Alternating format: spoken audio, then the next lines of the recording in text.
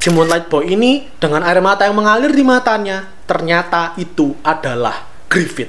Pedang Dragon Slayer-nya Guts terhenti sekian senti dari kulitnya si Griffith. Elfhelm yang damai, Skellig yang damai, semuanya porak-poranda dalam seketika. この番組はご覧のスポンサーの提供でお送りします。 Oke, saya Nasan, Assalamualaikum Speak. Selamat datang di 2 part terakhir manga Berserk akan tayang mingguan nih ya. Dongengin Berserk akan tayang tiap hari Sabtu menemani kamu. Minggu depan sudah yang terakhir. Sudah mengejar ke chapter yang paling terbaru pada saat video ini tayang, video ini direkam. Dan di part kali ini aku akan bahas 4 chapter 364 sampai 367. Buat yang sudah baca mangganya, buat yang ngikutin Berserk tahu betul bahwa di part kali ini adalah chapter 365 mulai pergantian dari almarhum Kentaro Miura Sensei dulu ketika meninggal. Ada jeda berapa lama, kemudian diumumkan bahwa dilanjutkan sama murid-murid almarhum Studio Gaga dikepalai sama Koji Mori Sensei. Kita akan saksikan bagaimana kelanjutannya. Plus di part ini juga kita juga tahu bahwa kedamaian yang sempat terjadi selama beberapa part ini gitu ya, selama sebulanan belakangan ini semuanya akan sirna. Mari langsung kita mulai aja. Silakan like, share, subscribe. Kalau kalian bahasan kali ini, jangan lupa salam sana speak. Mari kita mulai ceritanya.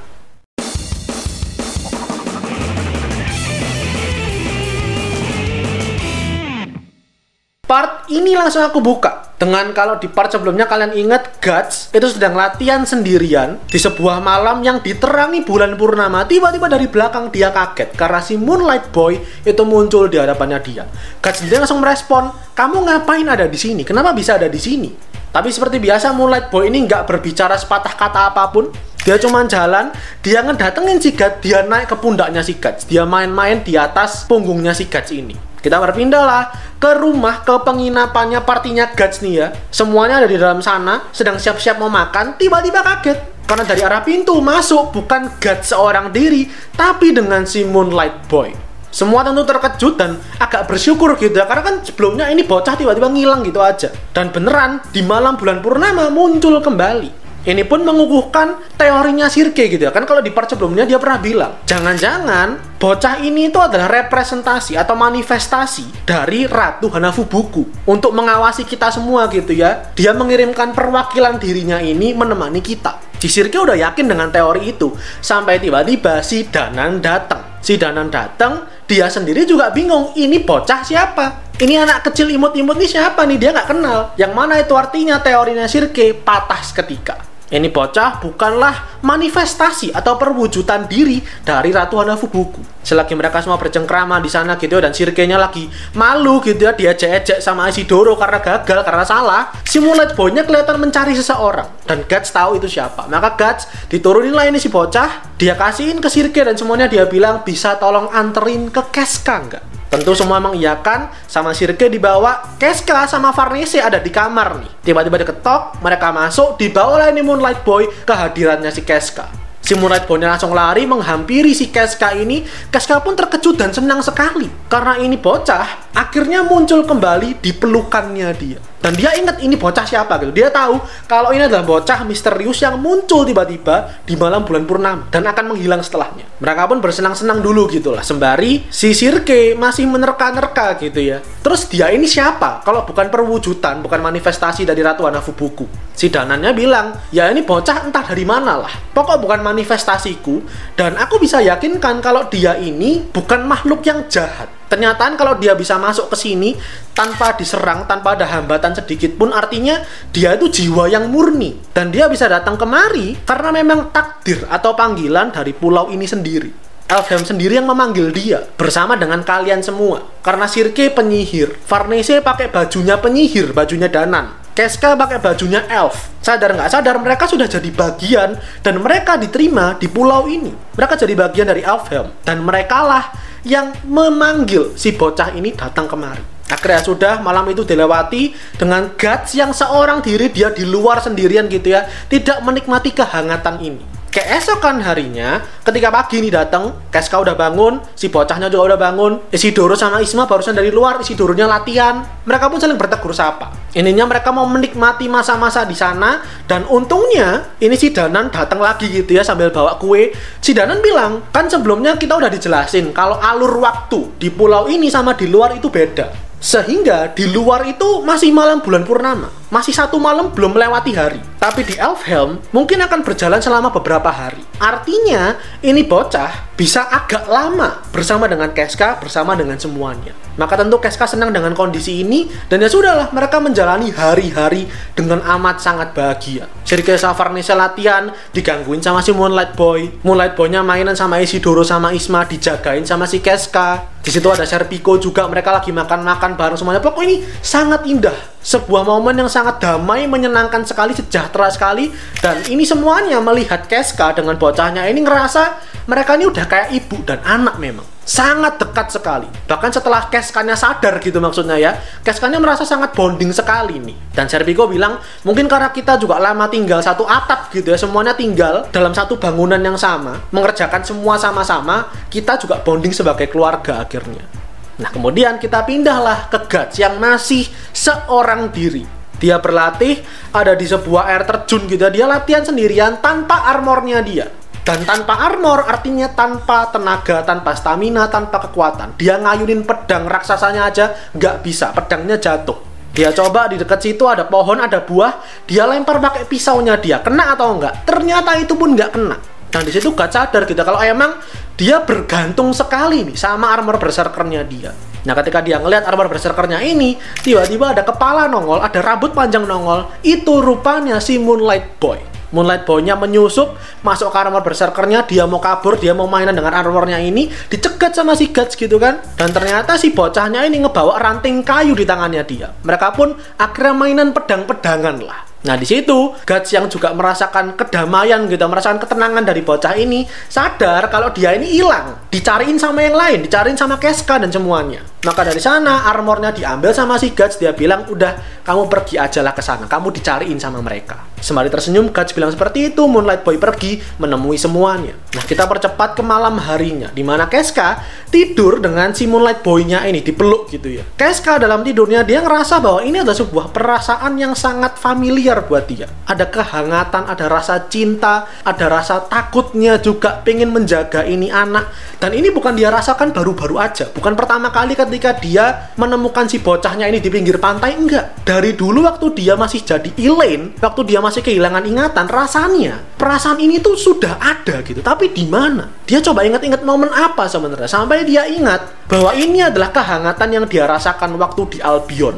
Waktu dia diserang sama semua iblis, dan janin iblis itu ada di pelukannya dia, melindungi dia. Si Casca tiba-tiba langsung terbangun dari mimpinya dia. Dia sadar kalau Moonlight Boy nggak ada di sampingnya dia. Dia pun langsung lari keluar gitu kan. Dia turun, dia buka pintu depan. Di situ ada Sergei. Sergei kaget kenapa Casca tiba-tiba bangun. Dan begitu Casca keluar, di depannya dia ada si Guts, di depannya dia ada Moonlight Boy. Si Moonlight Boy ini tiba-tiba berubah wujud, rambutnya yang hitam berubah menjadi putih, tubuhnya membesar sembari berkata-kata, setiap malam bulan purnama, aku punya mimpi yang sangat nostalgia, seperti anak kecil. Tapi begitu malam bulan purnama itu menghilang, semua perasaan itu pun juga sirna, seperti embun di pagi hari. Dengan air mata yang mengalir di matanya, ternyata itu adalah Griffith.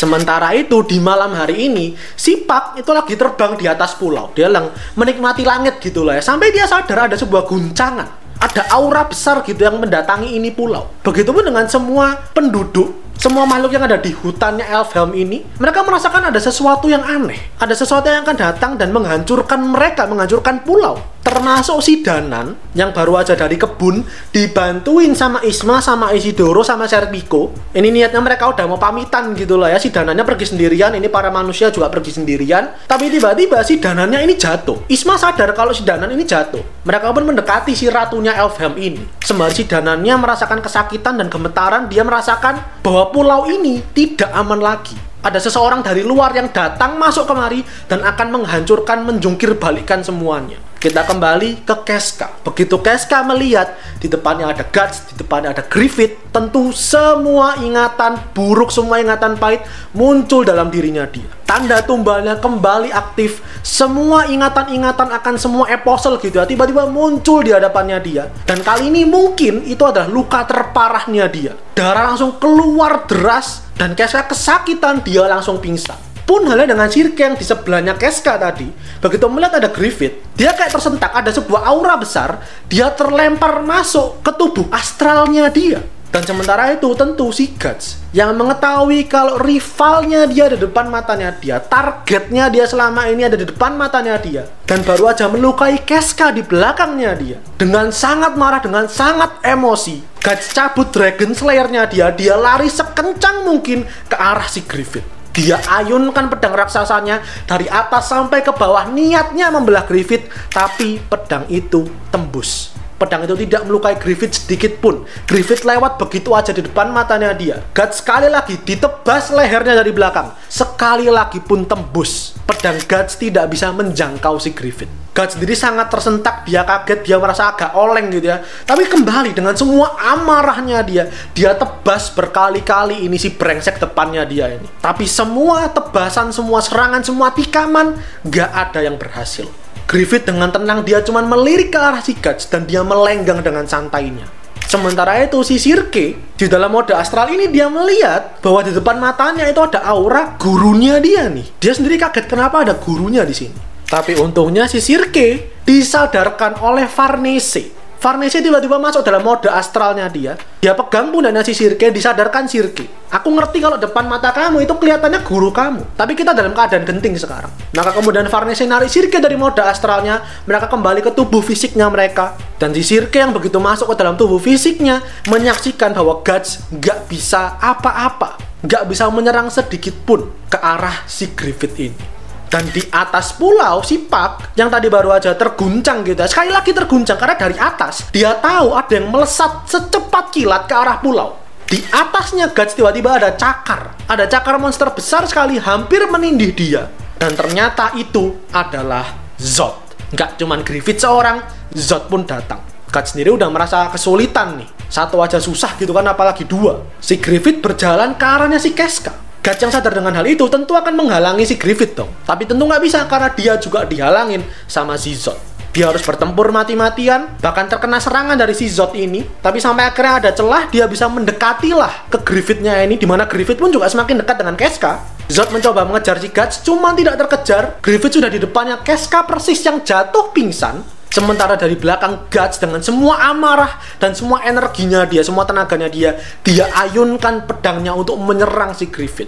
Tapi dengan sebuah aura, dengan sebuah hempasan keras, pedang Dragon Slayer-nya Guts terhenti sekian senti dari kulitnya si Griffith. Mau seperti apapun ditekan sama si Guts gitu ya, pedangnya tidak bergeming sedikit pun, nggak bergerak. Seakan-akan ada sebuah pembatas di sana. Dan tiba-tiba di seluruh pulau ada angin yang sangat kencang berembus, sangat kencang sekali. Kalau kalian perhatiin Elfhelm ini, ikonnya tuh kan ada sebuah pohon sakura raksasa gitu ya, dengan daunnya yang sangat tebal, bunga-bunganya sangat lebat. Tapi karena angin ini tadi semuanya terhempas, semuanya lepas begitu aja dari ranting-rantingnya. Nggak cuman angin, dari tanahnya pun semua terguncang, ada sebuah gempa bumi hebat. Guts pun terjatuh, semuanya porak-poranda, bahkan tanah saking terguncangnya sampai terbuka, sampai menganga. Elfhelm yang damai, Skellig yang damai, semuanya porak-poranda dalam seketika. Semuanya hancur berantakan, menyisakan Griffith yang membopong si Keska yang sudah pingsan, disaksikan oleh Zod. Dan kemudian kita bahas di part selanjutnya. Itu aja dulu untuk kali ini. Seperti biasa, Berserk tidak ada kebahagiaan yang kekal, tidak ada kedamaian yang abadi di seri ini. Bahkan kalau kita pikir-pikir, Guts aja nggak merasakan kebahagiaan sedikit pun gitu rasanya ya. Udah capek-capek ngebawa pacarnya ke pulau antah berantah, niatnya bisa disembuhin, betul yang sembuh, cuman nggak bisa tatap muka, nggak bisa ngomong langsung. Dia kesepian di saat yang lainnya semua merasakan kehangatan. Sekarang tiba-tiba musuhnya dia, rival bebuyutannya dia muncul depan mata, tapi nyerang pun nggak bisa. Apakah itu akan berlangsung selamanya? Ya, kita nantikan aja. Tapi untuk sekarang, silakan lihat videonya. Kalau demikian bahasan kali ini, jangan lupa berkomentar, di-share teman kalian, dan terakhir, jangan lupa follow Instagram Soundspeak dan subscribe buat kalian nikmati lebih banyak konten anime dan manga dari channel Soundspeak. Karena anime dan manga itu yang aku suka dan yang kalian suka. So, I'll see you guys in the next video. Itadashi minasan.